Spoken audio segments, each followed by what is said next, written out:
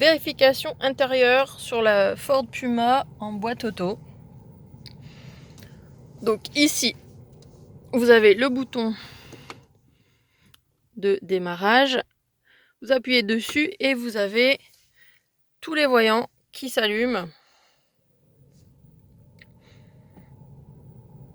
La majorité des voyants. Voilà, ils se sont presque tout éteints. Donc si vous cherchez un voyant, c'est ici qu'on les trouve. Pour le voyant de portière ouverte, il faut ouvrir bien sûr la portière. Hop, et là, il se met ici. Vous avez aussi ici, mais surtout c'est celui-là le symbole qu'on va vous demander. Voilà. Là, nous avons les feux de diurne qui sont allumés ici devant. Et ça, c'est pour les ceintures. On fait OK. Je vais vous parler de l'airbag passager à désactiver en cas où on mettrait un bébé, bien sûr, dos à la route sur ce siège-ci. D'habitude, sur les voitures, c'est côté dans la portière à droite ou dans la boîte à gants. Cette voiture, pas du tout.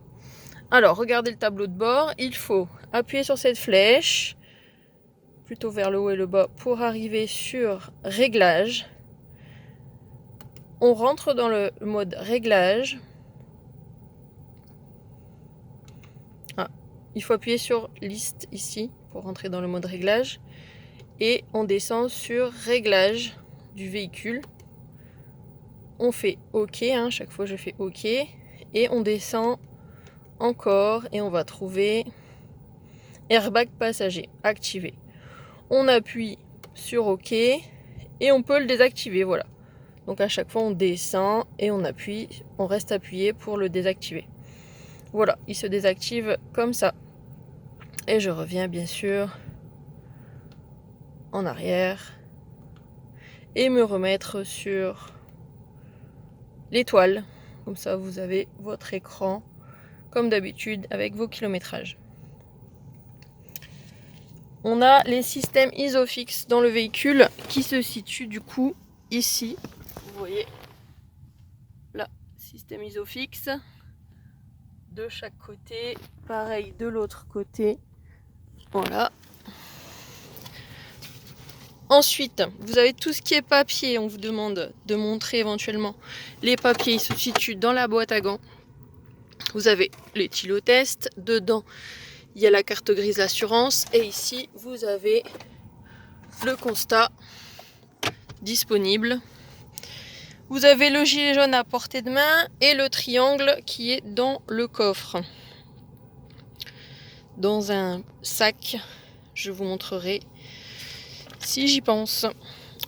Donc, tous les voyants, je vous ai dit, ils étaient ici. Je vais vous les remettre quand même une fois. Les voyants orange, carburant, dégivrage, pression de pneus, ceinture de sécurité, fermeture des portières, ça je vous en ai déjà parlé. Et les voyants rouges, pression d'huile, batterie, liquide de refroidissement, frein à main. Là, il reste batterie, frein à main ici, batterie, défaut moteur, mais ça va s'enlever. Et là, c'est pour les ceintures de sécurité.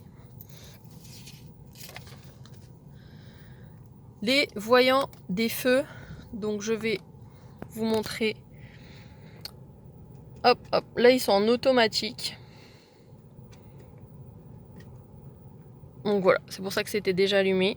C'est souvent le cas, on va mettre souvent la véhicule, de toute façon il se met tout seul en automatique. Donc là j'ai tout éteint, donc sur 0. On fait un cran, on voit feu de position qui s'allume. Feu de croisement, ils se sont allumés, mais c'est toujours le même symbole.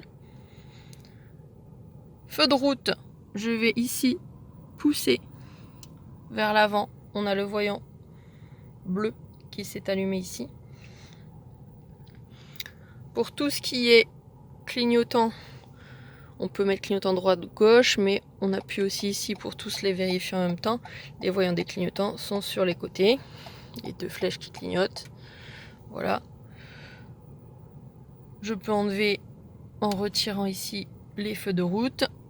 J'appuie là en haut pour les feux de brouillard avant.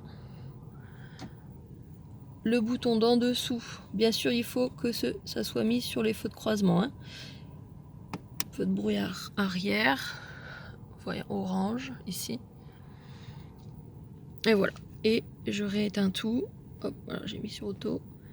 Hop, je remets sur 0 ici. Là, c'est pour régler la hauteur des feux, si on est chargé ou pas. Donc ça, on appuie dessus et on tourne. Voilà. Mais pas besoin ici. Là, c'est la luminosité de votre tableau de bord. Si je baisse, il s'éclaire beaucoup moins. Et bon, on va le mettre assez fort. Voilà, il est bien éclairé comme ça. Les essuie-glaces avant. Pour mettre les essuie-glaces avant, on lève ici.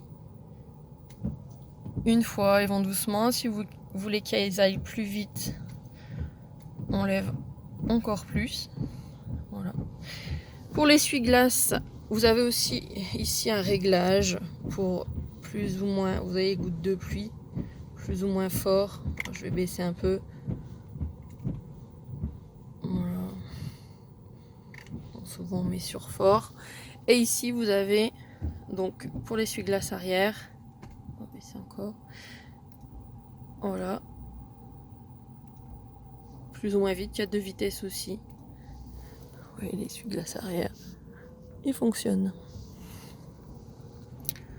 Voilà. Et pour l'arrêter, on rebaisse ici. Le rétroviseur en position nuit. Ici en dessous, vous avez un petit loquet à tirer. Hop, là, il est mis en position nuit pour pas être ébloui par les véhicules suiveurs. Ici, hop, on remet. Voilà, c'est juste à tirer. Il y a des véhicules, ça se fait tout seul. L'essuie-glace arrière, c'est bon. Régulateur et limiteur de vitesse, vous devez connaître où ça se situe. Donc là, vous avez le régulateur de vitesse. Et là, le limiteur de vitesse. Donc on appuie dessus. Vous voyez, ça se met ici. Et après, on règle plus ou moins. On baisse ici. Pareil pour le limiteur. Limité, là, on est limité à 30 si je démarre. Vous voyez. Voilà. Et pour l'enlever, on rappuie dessus. J'ai rappuyé ici.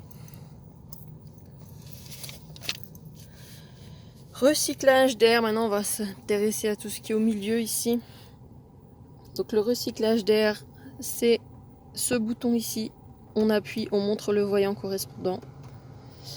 Le désembuage avant, c'est ici en forme un peu d'éventail. Voilà, il était mis, donc on montre le voyant correspondant. Arrière, ici, c'est un rectangle. Voilà. Donc les feux de détresse, on en avait déjà parlé. ACR climatisant. Air climatisé, là c'est pour mettre la ventilation. Donc ici on peut soit stopper complètement la ventilation, soit mettre la ventilation. Et plus froid ou chaud, voilà. Et ici plus ou moins fort, hop, on baisse. Voilà. Chaud, froid. Pour tout éteindre la ventilation, on appuie sur ce bouton. Voilà. Le klaxon, bien sûr, se situe ici, en plein milieu du volant. Des fois, sur des vieilles voitures, vous avez le klaxon sur le côté. Voilà pour l'ensemble des vérifications intérieures du véhicule. Une autre vidéo sera faite pour les vérifications extérieures. Potassez bien!